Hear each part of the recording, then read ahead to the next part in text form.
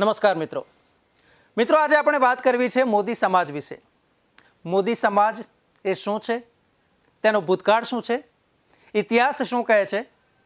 આપણા વડાપ્રધાન પણ મોદી છે, ત્યારે સૌ કોઈને એ જાણવાની એક ઈચ્છા પણ હશે કે આ સમાજ કઈ રીતે અન્ય સમાજ કરતાં જુદો છે, આ સમાજની કઈ કઈ ખાસિયત છે અને ખૂબ જ ઓછી વસ્તી ધરાવતો હોવા છતાં આજે દેશ અને વિદેશમાં કઈ રીતે પ્રચલિત બન્યો છે। આ તમામ માહિતી આજે આપણે જાણીશું આ ખાસ રિપોર્ટમાં, જેનું નામ છે મોદીનો ગર્ભ। મિત્રો, ભારત વિવિધ ધર્મ અને જ્ઞાતિઓનો બનેલો દેશ છે, જેમાં કેટલીક જ્ઞાતિઓ વ્યવસાય આધારિત છે કે જે તે વ્યવસાયના આધારે જ્ઞાતિની ઓળખ જોડાયેલી હોય છે। નરેન્દ્ર મોદી દેશના વડાપ્રધાન બન્યા પછી દેશભરમાં ચર્ચા થવા લાગી કે આ મોદી સમાજ કોણ છે, કયો છે, ક્યાંનો છે, તેનો ઇતિહાસ શું છે।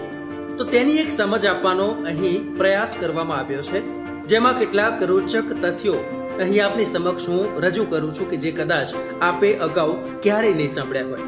મોદી મૂળ રૂપે વેપાર સાથે જોડાયેલી કોમ છે।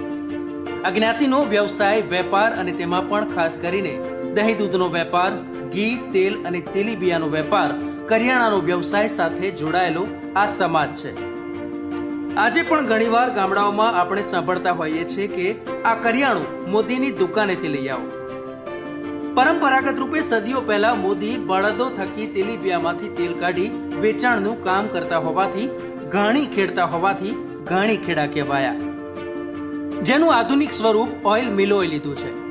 ઘાણીનું પિલાણ કરતા હોવાથી ઘાંચી કહેવાયા અને મોદીની ઘાણીનું તેલ આજે પણ ગ્રાહકો વિશ્વાસની ભાવનાથી ખરીદે છે। મોદી વેપાર સાથે જોડાયેલી હોવાથી વણિક પ્રજા છે। વણિક કે વેપાર સાથે જોડાયેલી પ્રજા હોવાથી વિશ્વમાં કોઈ પણ મોદી પાસે ખેતી માટે જમીન નથી હોતી, કારણ કે મોદી ખેડૂત નથી હોતા, તેઓ ખેતી નથી કરતા। દેશમાં મોદીની વસ્તી ખૂબ જ ઓછી છે। જો કે પોતાની કાબેલિયતના દમ પર આજે પણ મોદી સમાજ અમેરિકા, યુરોપ, આફ્રિકા, ઓસ્ટ્રેલિયા અને ન્યુઝીલેન્ડ જેવા દેશોમાં ફેલાયેલો છે। મિડલ ઈસ્ટના દેશો દુબઈ અને શારજામાં પણ તેની નોંધપાત્ર સંખ્યા છે। ભારતની વાત કરીએ તો ભારતમાં મોદી ગુજરાત, મધ્યપ્રદેશ, રાજસ્થાન, મહારાષ્ટ્ર, યુપી, બિહાર, છત્તીસગઢ અને ઝારખંડમાં વસેલો છે। ઘાણી ખેડવાનું કાર્ય કરતા મોદી ઘાંચી કહેવાયા, જે મોઢ વણિક જ્ઞાતિની પેટા જ્ઞાતિ છે। જો ઘાણીનું કામ કરતી વ્યક્તિ હિન્દુ હોય તો તે હિન્દુ ઘાંચી કહેવાય અને મુસ્લિમ હોય તો મુસ્લિમ ઘાંચી કહેવાય। મતલબ કે ધર્મ સાથે જોડાયેલી જ્ઞાતિ નથી, વ્યવસાય સાથે જોડાયેલી જ્ઞાતિ છે। હિન્દુ મોઢ વણિક અને હિન્દુ મોઢ ઘાંચી ગુજરાતમાં અમદાવાદ, વડનગર, મહેસાણા અને સુરતમાં મોટી સંખ્યામાં જોવા મળે છે।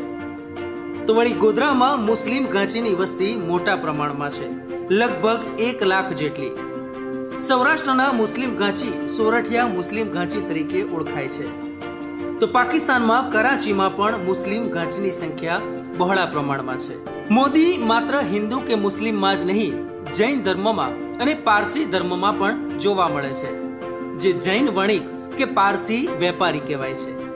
મોદી કે ઘાંચી સમાજ ગુજરાતમાં ઘાણીખેડા, નળકાંઠાના, ચાંપાનેરી કે પછી મોઢ કહેવાય છે। તો ઘાંચી રાજસ્થાનમાં કે યુપી અને બિહારમાં તેલી કે શાહુ તરીકે વધારે ઓળખાય છે। હિન્દુ મોઢ ઘાંચી કે મોઢ વણિકના કુળદેવી બહુચરમાં કે મોઢેશ્વરી માં છે।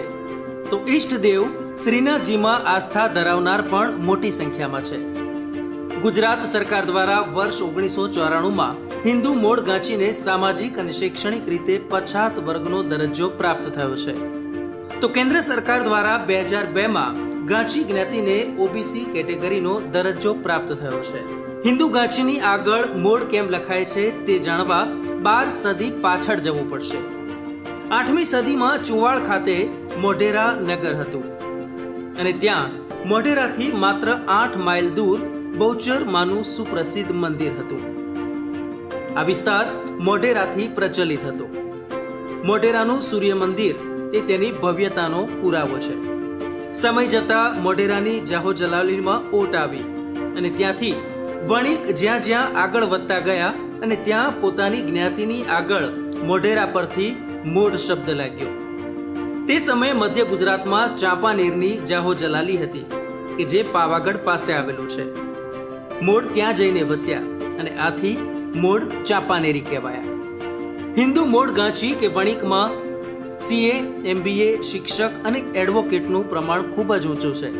શિક્ષિત સમાજ છે અને સૌથી વિશેષ બાબત એ છે કે આ સમાજમાં દુકાનમાં બેસી દૂધ, દહીં, કરિયાણું કે પછી આઈસ્ક્રીમ પાર્લરમાં બેસી બિઝનેસ વધારવામાં મોદી સમાજની મહિલાઓનો પણ ખૂબ જ મોટો ફાળો છે. આ સમાજ આધુનિક છે. લાજ કાઢવા જેવા કોઈ રિવાજ મોદી સમાજમાં નથી. અન્ય જ્ઞાતિમાં લગ્ન માટે પણ કોઈ છોછ નથી. દીકરા જ નહીં, દીકરીઓને પણ ભણવા વિદેશ મોકલવી એ ગૌરવની લાગણી અનુભવે છે. અહીં આપણે ખાસ જણાવવાનું કે મહાત્મા ગાંધી હિન્દુ મૂળ વણિક જ્ઞાતિના હતા, તો મુકેશ અંબાણી પણ હિન્દુ મૂળ વણિક જ્ઞાતિના છે. વડાપ્રધાન નરેન્દ્ર મોદી વડનગરના હિન્દુ મૂળ ગાંચી સમાજમાંથી આવે છે. તો પદ્મભૂષણથી સન્માનિત ગુજરમલ મોદી જાણીતા ઉદ્યોગપતિ રાજસ્થાનના મોદી હતા. કેન્યા તરફથી ક્રિકેટર હિતેશ મોદી મૂળ અમદાવાદના હિન્દુ મૂળ મોદી છે. તો પારસી મોદીમાં જીવણજી જમશેદજી મોદી મુંબઈના પારસી મોદી હતા.